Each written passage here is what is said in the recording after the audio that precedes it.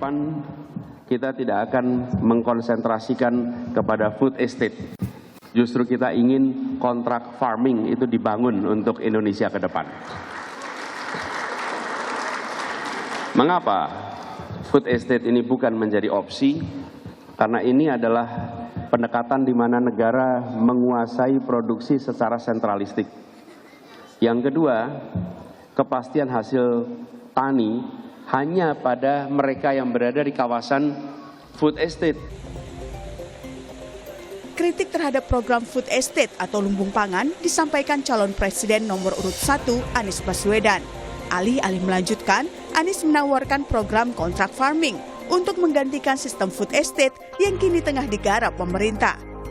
Menurut Anies, pendekatan kontrak kerja sudah dilakukan di DKI Jakarta. Hasil tani dikontrak selama 5 tahun untuk dijual di Jakarta, sehingga memotong mata rantai distribusi dan memberi kepastian kepada petani.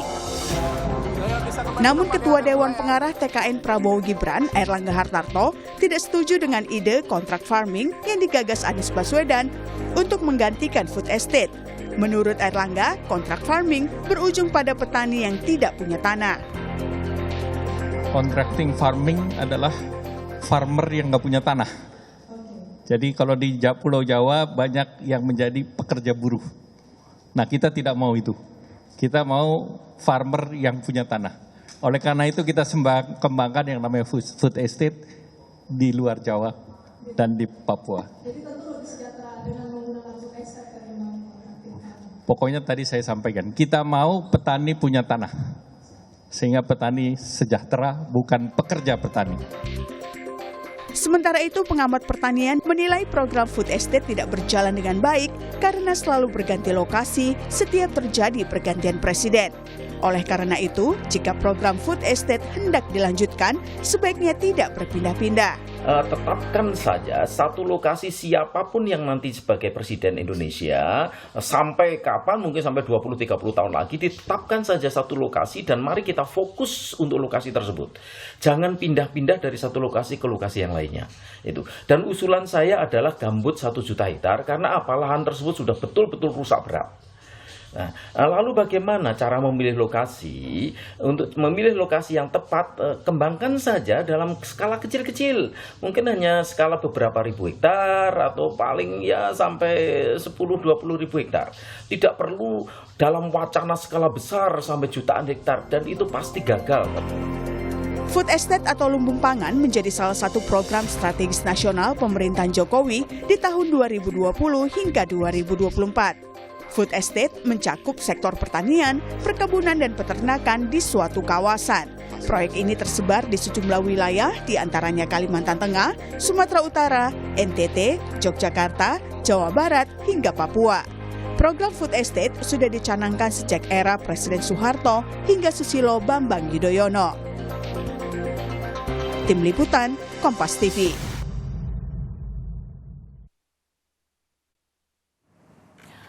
Saudara, kalau kita lihat sendiri, kritik terhadap program food estate atau lumbung pangan ini disampaikan calon presiden nomor urut 1 Anies Baswedan. Alih-alih melanjutkan, kemudian Anies menawarkan program baru yakni kontrak farming.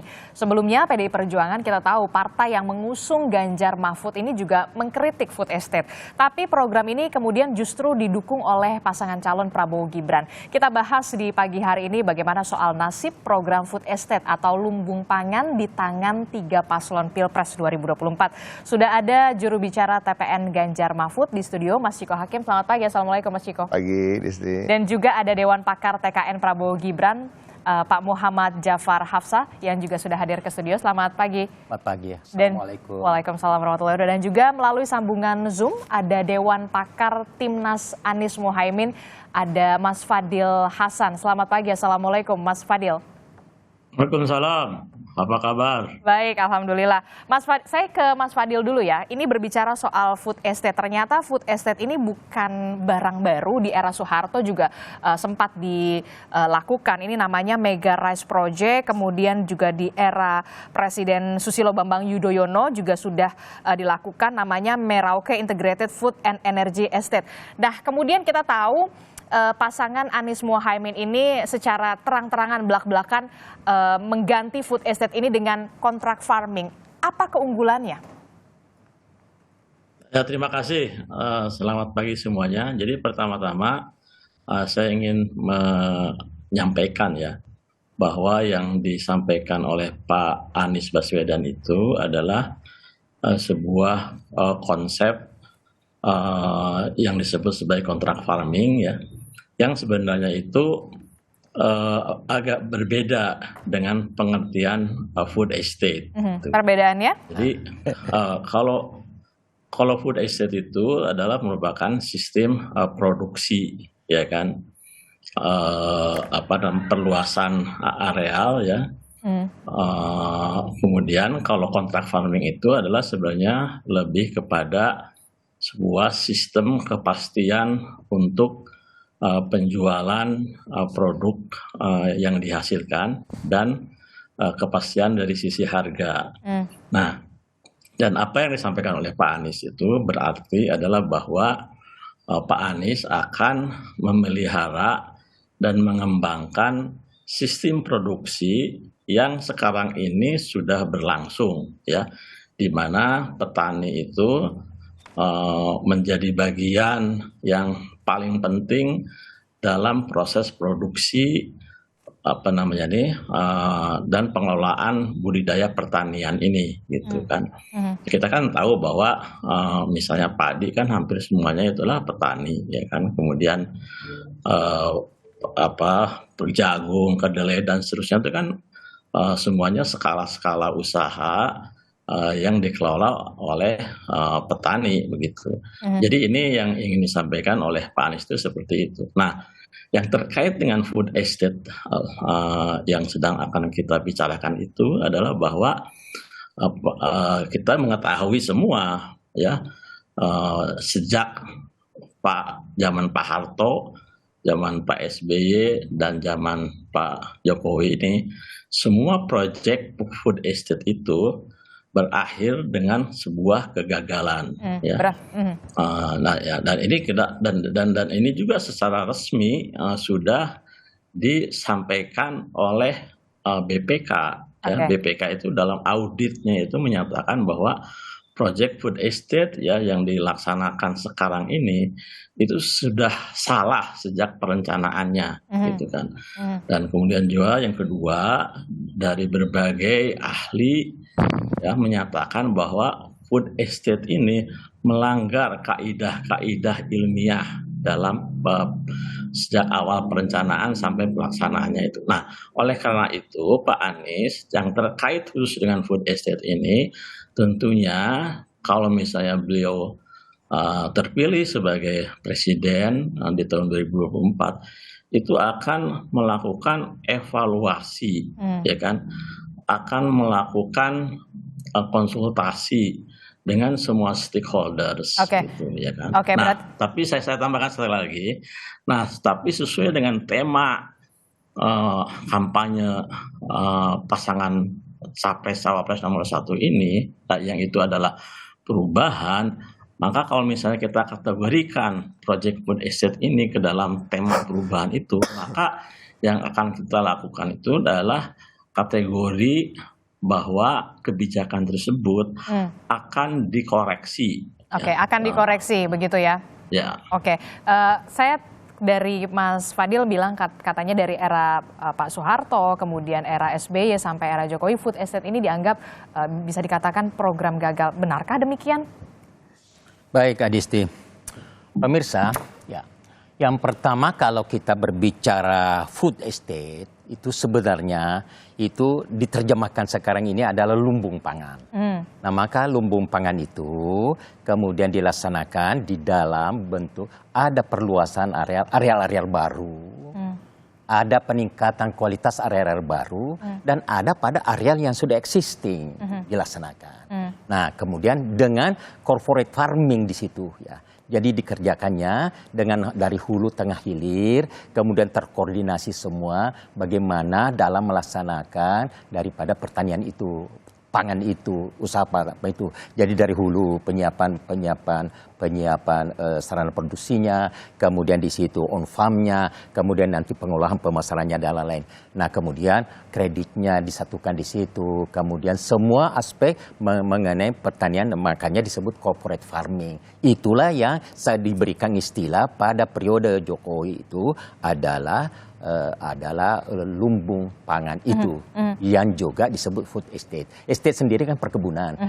Umumnya kan pertanian pangan seperti padi itu kan dalam sawah ya, dalam petak-petak tertentu. Dia ingin melakukan seperti estate begitu, perkebunan hamparan besar seperti di Australia, seperti Amerika. Nah itu yang akan dilakukan. Tapi kalau tadi melihat paket sebelumnya gitu, kalau kata pengamat pertanian jangan langsung berskala besar dulu karena akan ada resiko-resiko kegagalan di sana. Jawaban Anda? Itu di dalam pendekatan. Nah pada waktu Jokowi dan nanti kalau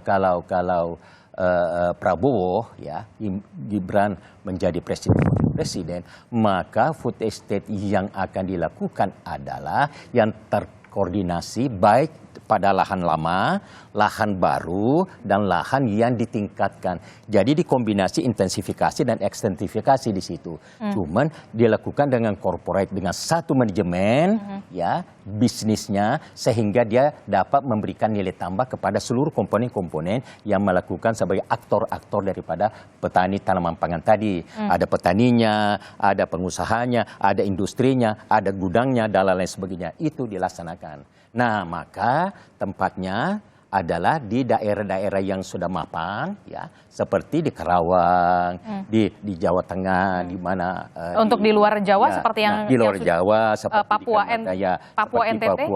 Papua, NTT sekarang sudah berhasil juga ya. Nah kemudian dibuka di Papua, kemudian Jawa, Kalimantan Tengah ya dan sebagainya. Tapi yang penting, yang bagus adalah bagaimana yang baru, areal baru tadi itu memang eksis di situ yang dilanjutkan. Karena juga kalau baru kemudian itu adalah dilakukan estate ini, memang tidak satu musim setelah itu sudah berpenghasilan. Itu masih harus melakukan penyesuaian. Biasa kalau baru, areal baru, termasuk cetak sawah baru misalnya, itu 6 sampai 8 musim tanam baru bisa stabil ya daripada komposisi tanah. Itu sawah-sawah di Karawang dulu itu adalah itu adalah daerah-daerah rawa yang kemudian jadi sawah di Karawang yang subur sekarang itu.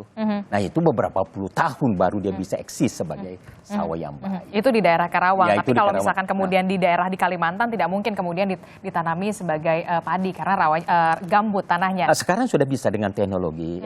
Sekarang sudah banyak berhasil. Di samping sekarang gambut yang dibuka 1 juta hektar kemarin itu kan sudah isi penuh dengan diisi sebagian besar oleh kelapa sawit. Nah, kemudian dengan teknologi, dengan pengapuran, dengan apa sudah bisa. Itu memang produktivitasnya tidak sama besar di Pulau Jawa. Tidak seoptimal di Pulau Jawa. 3 ton per hektar. Okay. Gitu. Tapi itu sudah bagus sebagai tambahan produksi. Oke, Mas Ciko, dari pasangan Ganjar Mahfud, kalau kita melihat kan sebelumnya PDI Perjuangan ini cukup tegas mengkritik soal food estate ini. Kalau dari pasangan Ganjar Mahfud seperti apa? Punya kontribusi atau punya perubahan yang lain begitu soal food estate ini? Justru kita melihat tidak harus banyak dilakukan perubahan, tapi lebih ke pengembangan dan percepatan di bidang agraria ya, di bidang pertanian. Nah, kita melihat bahwa banyak sekali best practices di beberapa daerah seperti di Bali yang sangat terkenal dengan sistem irigasinya, Sumatera Barat sebagai penanam padi yang sangat hebat di Sumatera Utara, di NTT dan di berbagai daerah. Nah, ini kami melihat kita akan mengembangkan yang sudah ada dan memberikan bantuan dari pemerintah tentunya. Nah, tidak harus semerta-merta semua hal disebut sebagai food estate gitu. Jadi banyak juga kita melihat food estate ini eksekusinya itu juga banyak beririsan dengan masalah-masalah sosial seperti konflik agraria dan lain-lain ketika pengambilan lahan. Yang kami ketahui yang ada datanya adalah di Kalimantan Tengah sendiri yang terbengkalai sekian ratus hektar. Dan itu juga yang tadinya adalah ditanam tanaman karet. yang akhirnya para petani di daerah sana kehilangan mata pencahariannya. Nah, ini kan juga menjadi masalah baru. Yang kedua adalah seperti penanaman beras di Papua misalnya. Itu kan artinya kita mencoba mengubah pola makan masyarakat Papua yang tadinya lebih banyak makan sagu untuk menjadi makan beras. Nah, kita tahu sendiri bahwa kita sangat kesulitan beras. Jadi justru meningkatkan import kita terhadap beras. Nah, sejak terjadinya dilaksanakannya food estate di Jawa misalnya, saya katakan, justru yang kita baca ada data menyatakan bahwa produksi beras malah menurun gitu. Nah, ini aneh gitu kan. Jadi ada beberapa hal justru dia memperlambat ketika dia membuka lahan baru. Dan saya melihat dari tadi, saya setujulah apa yang disampaikan oleh Pak Jafar gitu. Banyak yang ideal di situ, kata-kata ideal. Tapi keterlibatan masyarakat masih sangat minim dalam hal ini. Perlunya harusnya seperti apa? Dari awal mereka yang utamanya dilibatkan gitu. Dari mulai mitigasi, bicara soal apakah ini mengambil mata pencaharian mereka, ya kan? Bagaimana ini bisa mengganti, kalaupun diambil mata pencahariannya, apakah dengan panen yang cepat bisa mengganti mata pencaharian yang lama dan lain-lain ya. Nah, yang kedua ada hal lagi seperti penyerapan tenaga kerjanya. Nah, kita tahu bahwa ketika kita bicara di Sumatera Utara bekerja sama dengan Indofood Tbk gitu ya, food estate-nya. Nah, ini juga dilihat, saya membaca di beberapa literatur bahwa itu tidak melibatkan pekerja-pekerja lokal ya, dan bahkan menyusutkan lahan pertanian yang petani-petani itu tadinya mereka punya 2 hektar jadi hanya menjadi 1 hektar dan lain-lain. Nah, ini yang perlu menjadi perhatian khusus, dan ke depan saya rasa mengembangkan best practices yang sudah ada di berbagai daerah di Indonesia inilah yang lebih utama gitu. Kalau Pak Jafar sendiri menanggapinya seperti apa? Karena kalau misalkan kita lihat tadi disebutkan di daerah Sumatera kurang optimal menggait untuk petani lokal. Baik, jadi ini tadi food estate ini kalau dia pada daerah baru, memang pendekatannya adalah dari awal itu sosialisasinya harus bagus ya. Kemudian calon-calon, kalau di situ tidak ada kan petaninya, berarti kan ada petani baru. Jadi berarti sekaligus dengan agrarian reform kan, pemberian tanah baru kepada petani baru atau calon petani tadi. Nah, jadi di situ oleh karena itu juga ada sosialisasi yang dilakukan pada masyarakat yang ada di sekitarnya ya. Karena di daerah baru kan di sekitarnya berarti bukan tempat masyarakat dan bukan lahan-lahan sudah lahan pertanian. Jadi itu sosialisasinya, inventarisasinya semua itu tahapan-tahapan yang harus dilakukan. Kalau ada yang missing itu hanya mismanagement saja dalam pemahamannya ini. Dan memang tidak seluruhnya, karena ini yang diatur adalah berbagai manusia-manusia yang akan bersatu di dalam suatu corporate pekerjaan. Nah, beda sekarang misalnya kalau petani sekarang ini kan memiliki 0,50 hektar, kemudian itulah yang digabungkan menjadi 1.000 hektar yang kemudian kita katakan food corporate farming itu ya. Nah, itu. Jadi sekali lagi memang harus diadakan mitigasi, diadakan sosialisasi, diadakan duduk bersama, kemudian kita baru memulai itu program. Jangan sampai kemudian petani-petani yang memang sudah punya mata pencaharian di sana kehilangan karena adanya food estate sendiri. Nah, itu memang yang kedua, bagi daerah yang sudah ada petaninya di situ sudah pasti pencatatannya dengan baik. Kalau lahannya 2 hektar ya tetap menjadi 2 hektar kecuali diambil infrastruktur ya, misalnya jalan dan lain sebagainya. Itu sudah pasti itu. Pak Fadil. Ya. Pak Fadil masih menyaksikan. Pak Fadil, ini bagaimana kalau misalkan kita soal food estate ini, kalau katanya Mas Ciko, jangan sampai kemudian petani-petani yang memang sudah punya mata pencaharian di sana kemudian kehilangan ketika ada food estate ini. Kalau di kontrak farming ini sendiri seperti apa? Ya, jadi kalau kontrak farming itu kan sebagai tadi saya sampaikan itu merupakan sistem yang memastikan penjualan daripada produk-produk yang dihasilkan dan juga kepastian harganya ya untuk para petani dan kelompok tani dari sistem produksi yang sudah berjalan selama ini gitu. Jadi seperti itu. Nah, ini kan Pak Anies menyampaikan itu berdasarkan pengalaman yang diperoleh selama beliau menjadi Gubernur DKI, ya, di mana beliau itu bekerja sama dengan berbagai pemerintah daerah di daerah-daerah penghasil padi, ya, di Jawa Timur, Jawa Tengah, dan kemudian hasil daripada petani-petani tersebut itu dibeli oleh BUMD yang dimiliki oleh pemerintah DKI.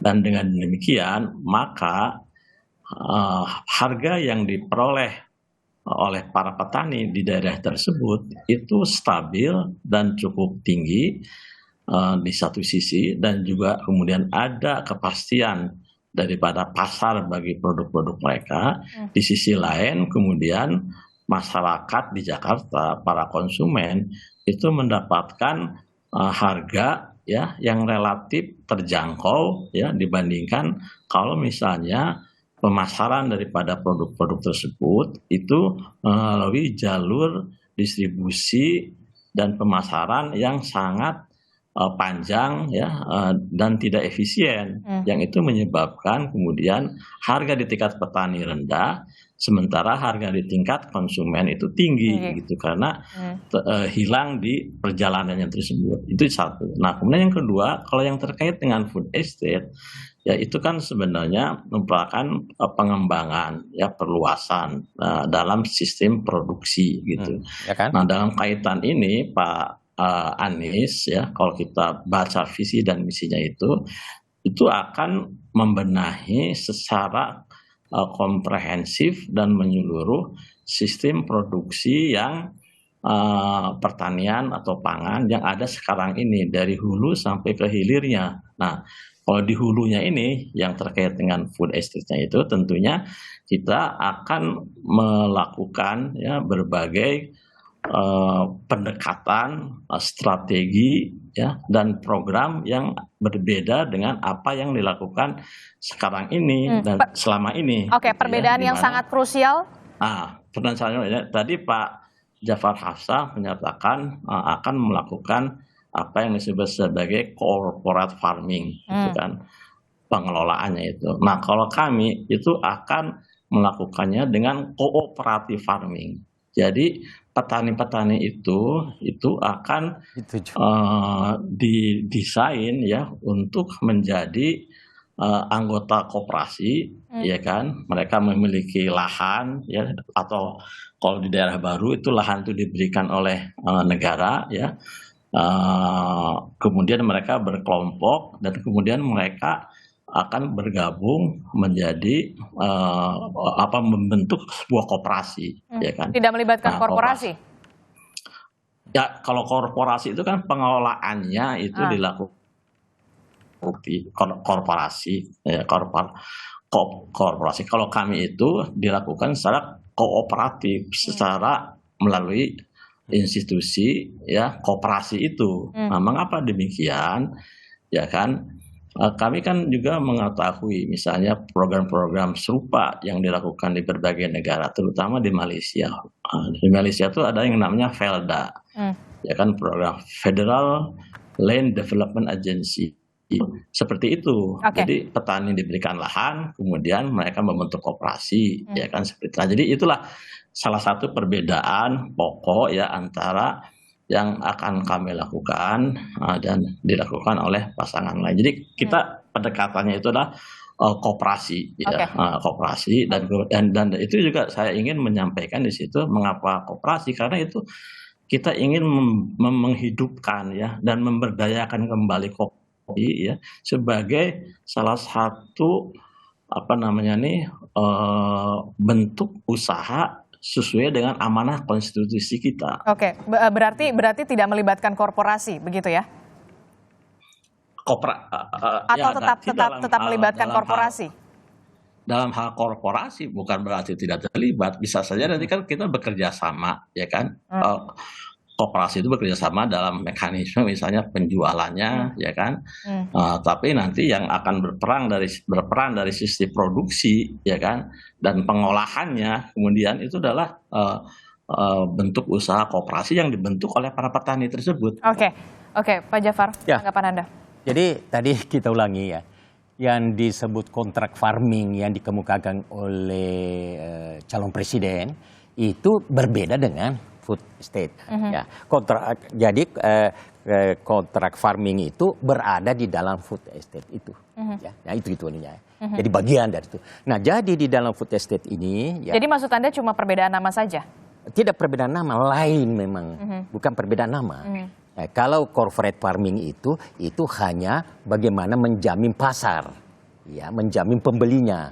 Tetap harus tetap ada dan stabil. Ya, jadi ada, sudah disiapkan. Jadi sebelum produksi itu sudah ada yang nanti akan membelinya dengan harga tertentu. Nah, itu kontrak farmingnya. Sedangkan kalau food estate itu tadi secara keseluruhan. Nah, bagi food estate sebenarnya kan itu adalah salah satu pendekatan daripada pendekatan yang lain yang dilakukan nanti apabila Prabowo jadi presiden.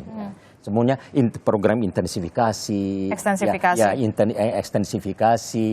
Kemudian di situ ada bagaimana petani berkooperasi. Jadi di dalam corporate farming itu, di dalam food estate itu, kemudian ada mitra-mitra. Itu tadi makanya kita mengatakan corporate farming, bermitra dengan hulu, pengusaha hulu, industri hulu, pengusaha industri hilir. Dan itu juga yang istilahnya hilirisasi. Itu betul-betul ditekankan pada pengolahan daripada hasil-hasil produk tadi. Nah, di mana petani itu menyatu di dalam koperasi tani yang kemudian atau gabungan kelompok tani bagi yang itu berbadan hukum yang kemudian bermitra dengan ini tadi. Sehingga nilai tambah itu sebagian juga tetap jatuh kepada petani. Nah, itu yang dilakukan. Jadi banyak program-program corporate farming atau tadi food estate itu adalah salah satu daripada program yang akan dijalankan nanti Prabowo untuk berkembang ketahanan pangan. Itu. Oke. Saya ke Mas Ciko dulu. Mas Ciko, ini kan kalau kita review kembali, kemudian PDI Perjuangan pada saat itu Sekjen PDI Perjuangan Hasto Kristianto ini mengkritik tegas dengan belak-belakan bahwa food estate itu merupakan kejahatan terhadap lingkungan karena food estate ini hanya berimbas pada penebangan hutan yang tidak menghasilkan. Jangan dijawab dulu, kita akan jawab di Sapa Indonesia Pagi. Usai jeda, jadi tetaplah bersama kami. Terima kasih Anda masih bersama kami di Sapa Indonesia Pagi. Saudara, kita masih membahas soal bagaimana pengembangan food estate ini. Kalau kita lihat sebelumnya memang pasangan calon nomor urut 1 Anies Baswedan dan juga Muhaimin Iskandar ini punya perubahan lain yakni kontrak farming. Kita masih melanjutkan bersama dengan tim sukses atau tim pemenangan ketiga pasangan calon. Saya langsung ke Mas Ciko. Mas Ciko, kalau kita lihat ini kan mereview kembali, kemudian Sekjen PDI Perjuangan Hasto Kristianto ini sempat mengungkap bahwa food estate ini dikritik karena merupakan dugaan kejahatan terhadap lingkungan, berimbas pada penebangan hutan yang tidak menghasilkan. Jawaban Anda soal ini? Saya rasa itu sudah dijawab sendiri ya statement tadi bahwa memang ada penebangan hutan yang akhirnya berimbas pada rusaknya lingkungan dan menjadi banjir di berbagai daerah di Sumatera Utara. Kami tahu menjadi ada lahan yang membuat banjir di sana. Dan ini kritik itu tidak berhenti di situ saja. Sebenarnya kita mengkritik itu dasarnya jelas. Sudah hampir 4 tahun proyek ini berjalan dan belum bisa ditunjukkan satupun di antara hektaran yang sudah diambil alih dan lain-lain itu dikelola dengan baik dan mendapatkan panen sesuai yang ditargetkan. Gitu. Kebanyakan panennya itu tidak bahkan mengurangi panen-panen sebelumnya gitu. Karena banyak juga dilakukan di lahan-lahan yang tidak tepat guna seperti lahan gambut di Kalimantan Tengah. Ini permasalahan gitu. Yang biasanya singkong itu bisa sampai 4 meter, batangnya ini cuma tidak sampai ke 1 meter juga. Jadi ini hal-hal seperti itu apa yang disampaikan oleh Pak Jafar sebenarnya semuanya sangat ideal gitu. Tapi pada kenyataannya itu bukan itu yang sedang berlangsung selama 4 tahun terakhir ini gitu. Jadi apa menjadi jaminan? Karena kan ya eksekutornya akan orang yang sama, Pak Prabowo juga gitu. Tapi kan kalau kita jangan-jangan ini visi misinya Pak Jafar. Tapi kan kalau kita bukan Pak Prabowo. Visi Prabowo dong. Kalau kita lihat kan juga anggarannya tidak main-main ya, cukup besar, ada 108,8 triliun rupiah dengan adanya food estate di berbagai wilayah, tidak hanya di Pulau Jawa. Kemudian tadi Anda bilang seharusnya di Kalimantan tanamnya ini, tapi ditanamnya ini. Anda melihat ada kurang riset kah di sana? Betul, itu salah satunya kurang riset dan yang yang paling utama sebenarnya kenapa ada kami mengatakan food estate tidak akan kami lanjutkan, karena ini cukup Tidak akan dilanjutkan. tidak akan dilanjutkan ya, karena ini cukup bertentangan dengan visi misi kami yang justru ingin menghentikan alih guna lahan subur bagi petani, dan kami ingin membagi-bagi lahan subur untuk petani. Nah, dan ini tidak bisa dilakukan serta-merta menunjuk satu daerah dan sekian luas gitu ya. Jadi tentunya harus, dan juga seperti tadi yang saya katakan, kami juga tidak ingin mengubah pola makan satu penduduk di suatu daerah gitu. Oke. Merauke di Oke. ini. Nah, itu banyak sekali yang bertentangan dengan apa yang akan kami lakukan. Nah, kami lebih, kembali lagi saya katakan di sebelumnya juga, lebih ingin mengembangkan best practices yang sedang berjalan di berbagai pertanian di berbagai daerah. Oke, kalau Anda menyebut tidak akan melanjutkan food estate, lalu programnya seperti apa? Kalau paslon nomor urut 1 sudah jelas namanya contract farming. Kalau untuk pasangan ya, kita Ganjar Mahfud, mengembangkan per daerah saja, per daerah apa yang menjadi keunggulan mereka, seperti di Gerobokan petani kedelainya itu. Kita berdayakan mereka, kita beri bantuan-bantuan, ya kan, kemudahan kredit, off taker dari corporate ya kan, dari BUMN maupun BUMD berarti juga itu mempunyai kewajiban untuk mengambil. pengoptimalan intensifikasi. Betul, intensifikasi apa yang sudah berjalan di Sumatera Barat seperti pertanian di sana, beras dan lain-lain. Nah, ini yang kita akan kembangkan. Jadi kami tidak akan ansih melakukan pengembangan-pengembangan yang luas tadi. Nah, tadi yang dikatakan, apakah ada akan ajak kerjasama dengan corporate gitu. Pihak corporate ya utamanya lebih kami utamakan kerjasamanya sebagai off taker dan membantu jalur distribusi. Tapi untuk pengolahan dan pemanfaatan lahan kami akan memberikan kepada petani-petani itu ketika kita mengintensifikasi apa yang sudah dijalani dengan baik di berbagai daerah. Tapi kan kalau kita lihat, kalau untuk cita-citanya Pak Jokowi ini untuk food estate ini kan lumbung pangan, cadangan begitu ya, cadangan negara. Kalau dari Ganjar Mahfud sendiri untuk cadangannya seperti apa? Ekstensifikasinya apakah tidak akan dilakukan?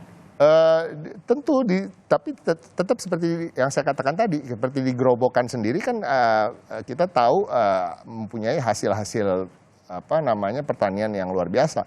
Nah, kalau kita mengintensifikasi di sana dan kenaikan dari panen di sana itu cukup menjadi lumbung pangan tersendiri bagi kami, gitu, bagi Indonesia. Gitu. Nah, ini yang tidak menjadi perhatian ketika food estate ini digelontorkan dan lain-lain menurut kami. Dan kita sudah banyak belajar tadi, Disti juga pernah mengatakan bahwa di tahun 90 zaman Pak Harto ya kan tidak gagal, ya kan, di zaman Pak SBY juga tidak dapat terlaksana dengan baik. Nah, ini sesudah 4 tahun berjalan belum ada bukti keberhasilan dimanapun, bahkan ada lahan-lahan terbengkalai, ya kan, ekskavator yang mangkrak. Ya. Nah, ini bagaimana ini bisa dilanjutkan dengan baik, apa jaminannya oleh orang yang sama gitu, yang diberikan tugas untuk mengembangkan food estate itu sendiri. Oke, saya ke Mas Fadil. Mas Fadil, kalau kita lihat kan di food estate ini anggarannya tidak main-main, 108,8 triliun rupiah, koreksi kalau saya. Kalau untuk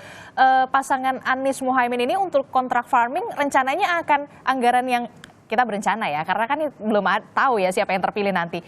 Sudah disiapkan anggarannya kira-kira berapa untuk pengalokasian ini, kontrak farming ini? Kontrak farming itu kan lebih kepada arrangement ya, penjualan hasil-hasil produksi pertanian. Jadi tentunya itu lebih kepada bisnis to bisnis sebenarnya. B2B. Ya kan? B2B gitu kan. Nah, jadi dalam konteks ini adalah akan saling menguntungkan baik bagi produsen maupun bagi pembeli dalam hal ini. Nah, tentunya di sini yang akan pasti itu terlibat itu adalah BUMD misalnya kan, atau perusahaan-perusahaan yang lain yang kooperasi misalnya gitu ya. Yang akan menjadi off taker daripada produksi yang dihasilkan oleh para petani tersebut. Jadi saya kira dalam konteks anggaran negara itu tidak akan terlalu banyak terlibat dari sisi keuangannya. Nah, tapi kalau yang terkait dengan food estate itu kan sekali lagi itu kan merupakan sistem produksi ya. Nah, dalam konteks ini yang akan kita lakukan itu karena memang sudah ada investasi negara untuk proyek-proyek tersebut, maka kita juga tidak wise ya kalau misalnya kemudian meninggalkan atau menterlantarkan proyek-proyek tersebut yang sudah ada itu menjadi mangkrak ya, menjadi idle dan seterusnya. Oleh karena itu, yang akan kami lakukan itu adalah melakukan evaluasi secara menyeluruh dan kemudian melakukan koreksi dari sisi pendekatan, dari sisi strategi, ya kan, dan dari sisi pengelolaannya itu gitu loh. Ya, jadi kalau misalnya kita tinggalkan begitu saja seperti itu. Tapi yang pasti itu bahwa pengelolaan yang selama ini dilakukan, di mana Pak Prabowo itu menjadi penanggung jawabnya selama 4 tahun ini dan itu tidak berhasil, itu pasti akan kita koreksi. Gitu. Akan dikoreksi. Nah, kalau terakhir Pak Jafar, ini kan kalau melihat nih kan ya, harian Kompas kita sama-sama punya visi, misi dan juga cita-cita yang sama soal kedaulatan pangan, ketahanan pangan. Jangan sampai kemudian nasib petani ini ya tidak ada jaminan kesejahteraan di sana. Kalau kita lihat di harian Kompas, sekitar 1 juta petani dan nelayan ini berkurang di 2030. Jangan sampai kemudian tidak ada jaminan kesejahteraan. Kalau zaman sekarang anak-anak tidak ada yang mau bilang mau jadi apa, pasti mau jadinya YouTuber, selebgram, influencer, tidak ada yang mau jadi petani. Jawaban Anda soal jaminan kesejahteraan terhadap petani untuk paslon nomor urut 2? Jadi yang di dalam berita itu 2030 berarti kan lagi 6 tahun 7 tahun akan datang, itu kan akibat climate change. Di mana perubahannya itu terjadi dengan bertambahnya panas, kemudian mencairnya es, bertambahnya air lautnya naik, dan lain sebagainya. Kemudian menyebabkan ada komoditi-komoditi lagi yang menurun produktivitasnya. Sehingga juga tidak memungkinkan memberikan kesejahteraan, maka ditinggalkan. Nah, yang kedua, konversi lahan ya, dari pertanian ke bukan pertanian.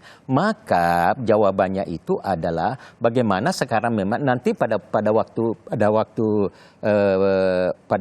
Prabowo menjadi presiden, itu petani milenial ya yang sekarang tergabung 3.000 petani milenial seluruh Indonesia, itu top-topnya sudah jalan, itu akan semakin dikembangkan petani. Jadi ada memang pemberian khusus kepada petani milenial. Nah, petani milenial sudah disiapkan ditambah ya. Kemudian inilah yang disiapkan lahan. Nah, makanya melalui tadi food estate itu kemungkinan dibagikan lahan kepada mereka. Dan pada waktu dibagikan lahan itu sudah bentuk perusahaan, usaha, bukan lagi sawah saja tanpa bekalan-bekalan lain, disiapkan kredit, disiapkan apa. Nah, itulah yang memungkinkan kembali ya mereka bertani. Dengan lebih makmurnya kita akan meningkatkan pendapatan petani itu 50% ya selama 5 tahun ini. Nah, kemudian dari situlah maka banyak yang tetap kembali atau bertahan menjadi petani. Di situ letaknya. Justru itulah maknanya juga kita mengadakan food estate itu. Oke, kita akan lihat bagaimana kemudian masing-masing pasangan calon ini punya strateginya masing-masing. Tetap melanjutkan food estate, kemudian tidak melanjutkan, akan ada program baru termasuk juga untuk pasangan calon nomor urut 1 ada kontrak farming. Kita akan lihat bagaimana sebenarnya cita-citanya sama. Ingin adanya Indonesia yang lebih baik, kedaulatan pangan, ketahanan pangan, dan juga keterjaminan kesejahteraan para petani. Tentu saja ini yang kemudian harus menjadi garis besar kita semua. Terima kasih Mas Ciko Hakim, Pak Jafar, dan juga Mas Fadil telah bergabung bersama kami. Kita akan lanjutkan lagi nanti dialognya dengan tema-tema yang menarik lainnya. Terima kasih Pak Fadil. Terima kasih. Assalamualaikum, selamat pagi. Pak Ciko, ini